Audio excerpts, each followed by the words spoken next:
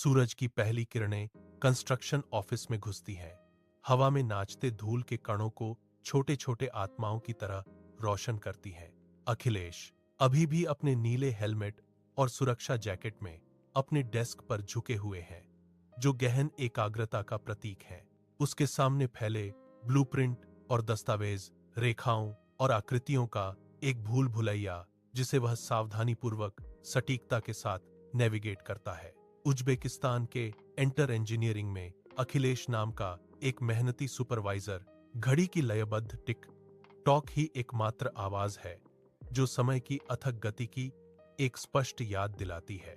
वह अपनी कॉफी पीता है, उठने से पहले शांति का एक संक्षिप्त क्षण उसके हाव भाव, आत्मविश्वास और दृढ़ संकल्प को दर्शाते हैं। दृढ़ कदमों से अखिलेश दिन की चुनौतियों का सामना करने के लिए तैयार होकर निकास द्वार की ओर बढ़ते हैं। एक विशाल आकाश के नीचे धूल के कण हवा में नृत्य करते हैं, क्योंकि अखिलेश निर्माण श्रमिकों के एक समूह के बीच खड़े हैं जो अधिकार का प्रतीक है। उनके हाव भाव स्पष्ट और निर्णायक हैं, जो ध्यान आकर्षित करते हैं, क्योंकि श्रमिक ध्यान से सुनते हैं। उनके चेहरे समझ के साथ अंकित होते हैं।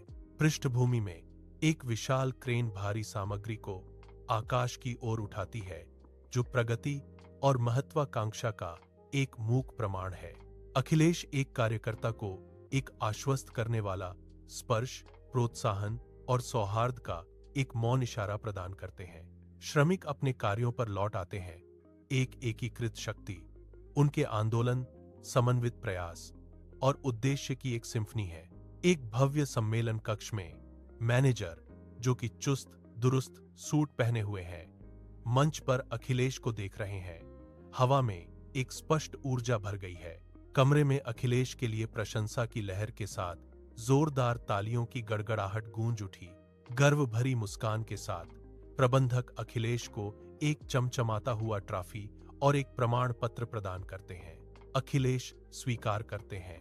उनका चेहरा गहरे गर्व और विनम्र कृतज्ञता का मिश्रण है। वह जयकार कर रही भीड़ का सर्वेक्षण करता है। उसकी आंखें उसकी कठिन यात्रा की गहरी संतुष्टि से चमक रही हैं।